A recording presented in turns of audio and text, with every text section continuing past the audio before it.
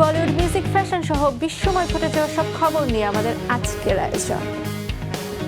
একই দিনে বলিউডে মুক্তি পেয়েছে তারকাবহুল দুই সিনেমা। একদিকে রজনীকান্তের কুলি, অন্যদিকে হৃতিকের ওয়ার 2। মুক্তির পর থেকে ভিজুয়াল, অ্যাকশন আর গল্প বলার ভঙ্গি সব মিলিয়ে প্রশংসায় ভাসছে লোকেশ কঙ্গরাজ নির্মিত কুলি।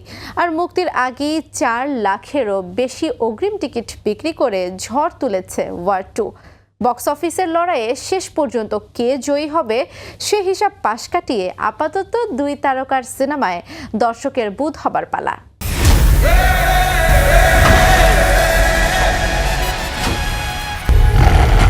লড়াইয়ের পূর্বাভাস আগেই পাওয়া গেছে। একদিকে রজনীকান্তের কুলি, অন্যদিকে হৃতিকের ওয়ার 2। ভারতের স্বাধীনতা দিবসের আগের দিন বলিউডে মুক্তি পেয়েছে দুই বহুল প্রতীক্ষিত সিনেমা। এরই মধ্যে ইতিহাস গড়ার পথে রজনীকান্তের কুলি। স্বর্ণ পাচারের পটভূমিতে গড়ে উঠেছে এই সিনেমার গল্প, যেখানে এক কুলির অতীত আর বর্তমানের টানাপোড়েন তুলে ধরেছেন রজনীকান্ত। লোকেশ কঙ্গরাজের নির্মিত প্রায় 350 কোটি রুপি বাজেটের সিনেমাটিতে অভিনয় করেছেন আমির খান, নাগার্জুন সহ আরও বহু তারকা।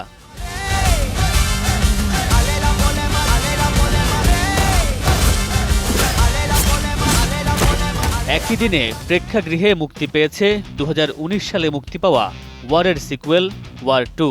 অ্যাকশন থ্রিলার জনরার এই সিনেমায় অভিনয় করেছেন বলিউড সুপারস্টার ঋত্বিক রোশন এবং দক্ষিণ ভারতের মেগাস্টার জুনিয়র এনটিআর।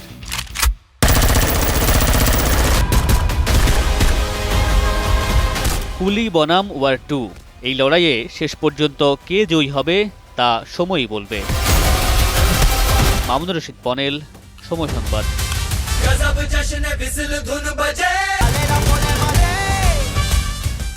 জুটোপিয়া একটি কাল্পনিক নৃতাত্ত্বিক শহর, যেখানে সমস্ত প্রাণী, শিকার এবং শিকারী একসাথে বাস করে। প্রথম পর্বের পর চলতি বছরের 26 নভেম্বর মুক্তি পাবে দ্বিতীয় পর্ব। ইতোমধ্যে জুটোপিয়া 2 ট্রেলার, পোস্টার এবং ছবি প্রকাশ করেছে ডিজনি। নতুন কিস্তিতে কি চমক থাকছে তার এক ঝলক দেখেই আগ্রহ বেড়েছে দর্শকের। বিস্তারিত নিয়াজ শুভ রিপোর্টে।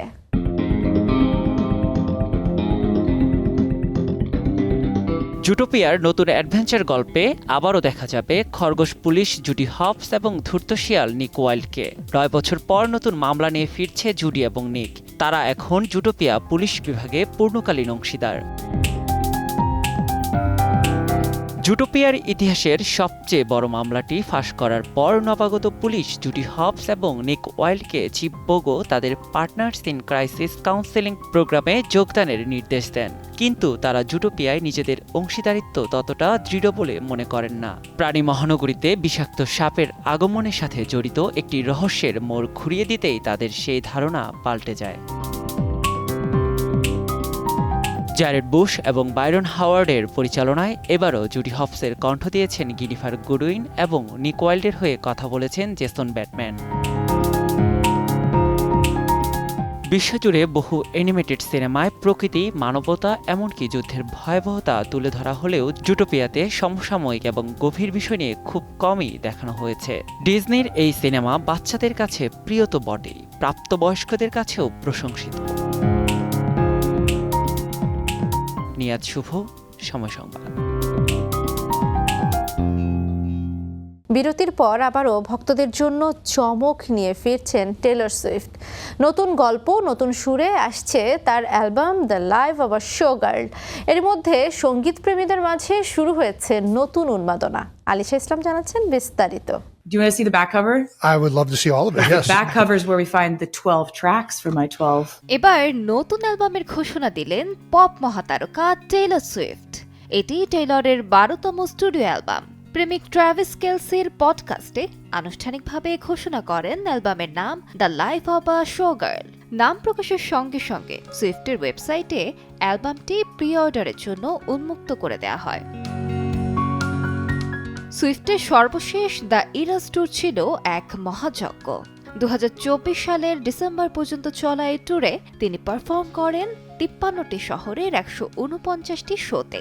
শুধু যুক্তরাজ্যের অর্থনীতিতেই এই ট্যুর যুক্ত করেছে প্রায় £1 বিলিয়ন।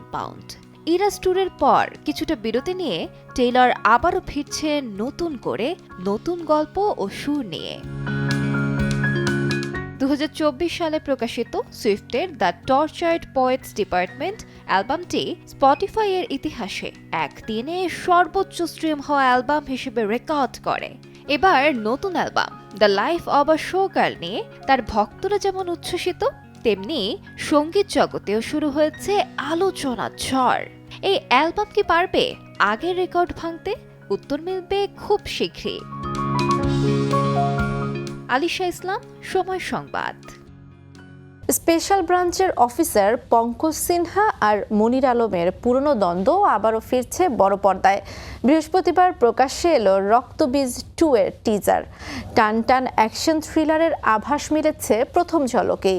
নন্দিতা রায় ও শিবপ্রসাদ মুখোপাধ্যায়ের এই সিকুয়েল মুক্তি পাবে পুজোর ঠিক আগেই। বিস্তারিত জানাচ্ছেন ফারদিন মাজহার।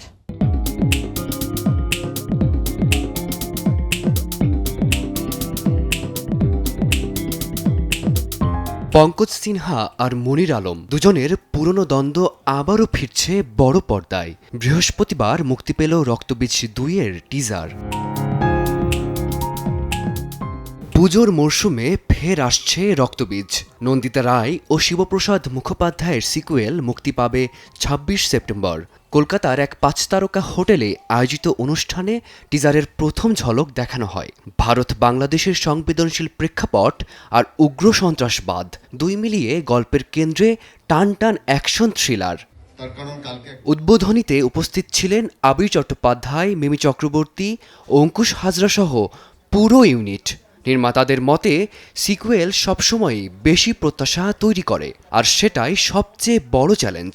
ছবি করার পরে সিকুয়েলটা করা খুব কঠিন হয়ে যায়, কারণ মানুষের একটা এক্সপেকটেশন থাকে যে এইটা ভালো হয়েছে, তার মানে সিকুয়েলটা ওটাকে ম্যাচ করবে না, ওটার থেকে আরো ভালো হবে। তো যে লেখক, তার কাছেও একটা প্রেশার থাকে যে আমাকে ওইভাবে লিখতে হবে।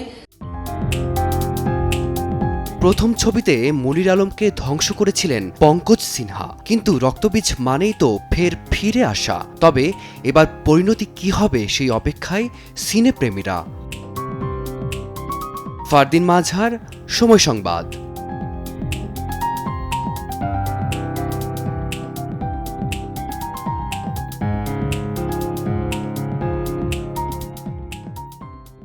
এই ছিল বিনোদন বিশ্বের আজকের আয়োজন। সঙ্গে থাকুন সময়ের।